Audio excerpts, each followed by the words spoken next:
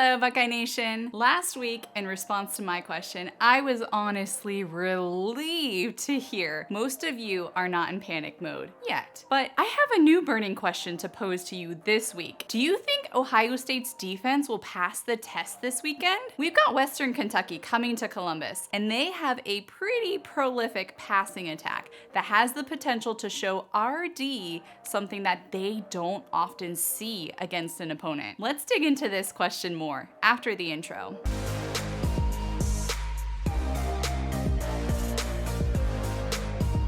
Welcome to Buckeye Football Fangirl. If this is your first time here, my name is Lisa and I'm the gal behind this channel. I love the Ohio State Buckeyes and I tend to get just a little overexcited about their games each week. If you're watching this, I'm going to assume that you might love the Buckeyes just as much as I do. So thank you so much for tuning in. We're only on game 3, but it's already been so much fun chatting with all of you in the comment section and on Twitter. And on game day, Buckeye Twitter is a special place. The energy is infectious leading up to the games, and I love that. While there are obviously some bad fan takes, most of you all are as cool as heck and make watching the game even more fun than it already is. Before we jump into the meat of the show, I've got a little housekeeping to do. Last week, I dropped a math bomb that went awry by saying YSU was about to go from 12-17 to 13-17.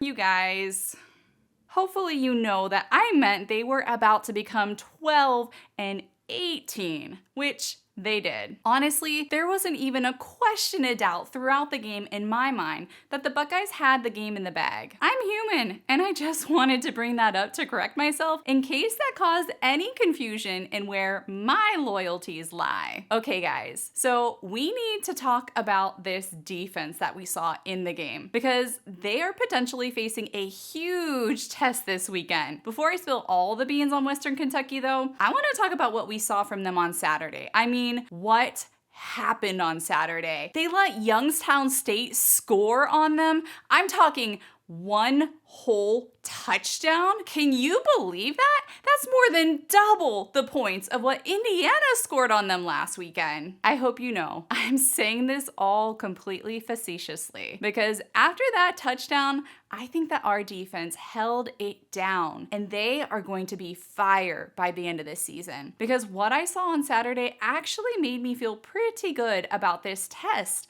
that they'll be facing this weekend. I think that they are making adjustments as needed whenever errors are made, and that honestly gives me so much hope for the future. Even though YSU scored what looked like an easy touchdown early on in the game, RD didn't let it happen again. Switching sides of the ball for a moment, I also think our offense took steps forward that I'm feeling much better about them too. I know we're not supposed to take much away from the Youngstown State game because, well, it's just YSU. However, if nothing else, I hope the game on Saturday ended the QB battle that's been happening amongst the fan base so that we can just cheer on the team and stop fighting about who looked like what in a practice that none of us actually even saw. This team's got talent, and I think that the ceiling is extremely high for them this season. So far, they've taken care of business and they've won the games. Things haven't looked perfect, and there's obviously lots of things to work on, but they're not the only team looking like they need to work out the kinks before bigger games roll around. It could be much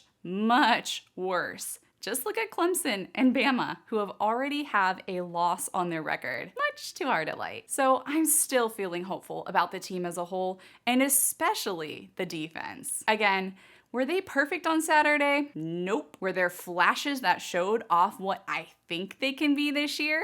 There sure were. Probably my fave so far has been watching Denzel Burke play like he's glued to the receiver that he's been covering, and you just love to see it. As Scarlet Payne Era 278 tweeted, "Great to see Denzel Burke back to his old self again." Or is he new and improved? Whatever it is, it's essential. I kind of agree with the new and improved part of this tweet. So far, I think that he's been impressive as heck, especially with that interception on Saturday. I mean, just look at this clip The whole thing is a thing of beauty. The way he turns his head, positions his body, and uses his hand to pull that ball down. Wow. Just wow. Give me some more of that. And he's not the only one on defense turning heads. After all the hype that we've heard, we shouldn't be too surprised that Sonny Styles is just absolutely tearing it up. He is a beast. He is that dude. He is a freak of nature. He is him. Just look at this play. I saw plenty of tweets after the game that the team didn't play with attitude, but that sure looked like playing with attitude to me. I want to see him bring that energy every single game,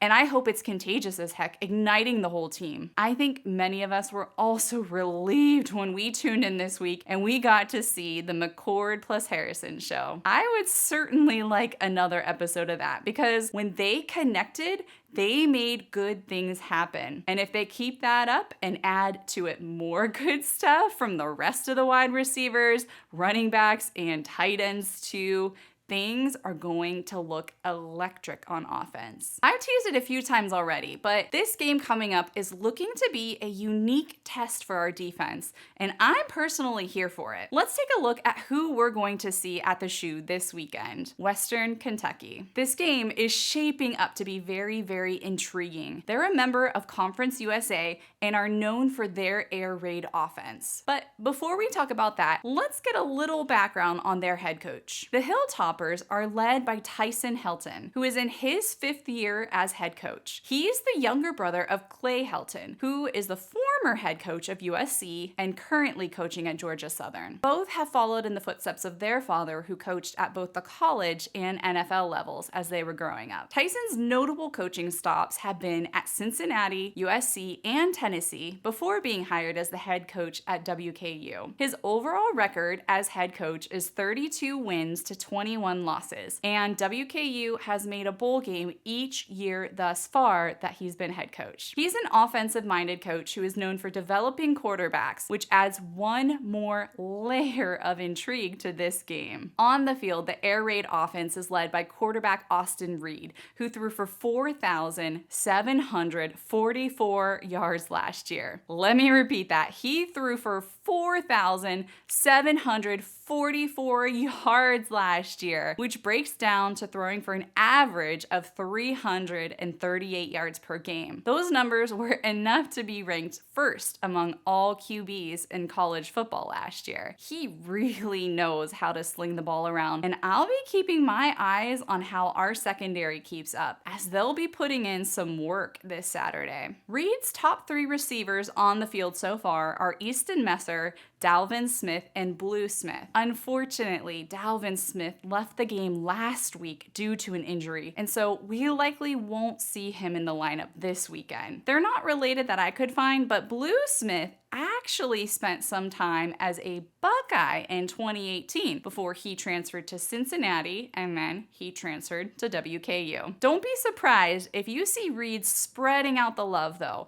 and targeting other wide receivers and tight ends throughout the game. While they only run the ball perhaps 25 to maybe 30% of the time, so far, Davian Irvin Poindexter and Marquise Stepp have emerged as their leading backs. Davian in particular is intriguing because he was originally a tryout walk-on at Indiana, who graduated and then transferred to Western Kentucky. Not only was he invited to be a part of the team after trying out at Indiana, but he worked his way up to playing in and starting in several games his last year at Indiana before he graduated. On defense, defensive back Talik Allen and linebacker Jaquez Evans lead the team with 11 tackles each. Evans led the team with 107 tackles and 9 sacks last year, and he's back and causing disruption again. Defensive back Kendrick Simpkins is 1 tackle behind them so far, but he's already racked up an impressive 3 sacks this year. So how good is Western Kentucky really? It's worth noting that since Western Kentucky plays in Conference USA,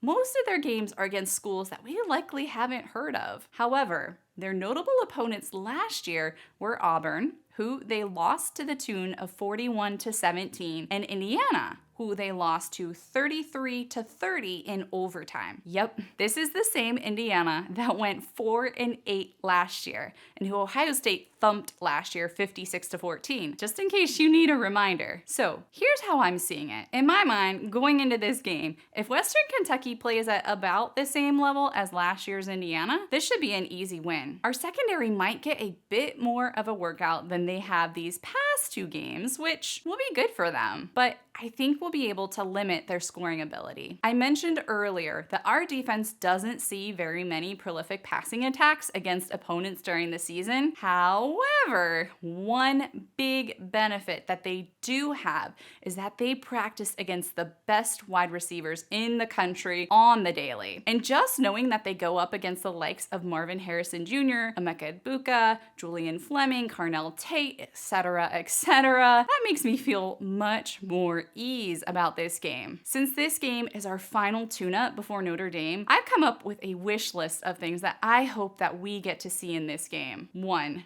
I hope that we're able to see our offense get into a rhythm as they continue to work out glitches and build chemistry together. 2, I hope our secondary remains as unyielding as they have been in the first 2 games and tames Western Kentucky's passing attack. And 3, I want to see our Buckeyes put this game away early enough to give the backups a chance to get some reps, because as the season rolls on, the chance to do this is going to dwindle. Bring on game 3. I'm excited, and I hope that you're excited too. I'd love to hear what your thoughts are heading into this offensive battle against Western Kentucky University. So go ahead, drop me a comment below, and let me know if you think this will be a true test for our defense. I want to hear from you, whether you are concerned or calm. All right, that's all I've got for you this week. I'll catch you on the other side of the game. OH.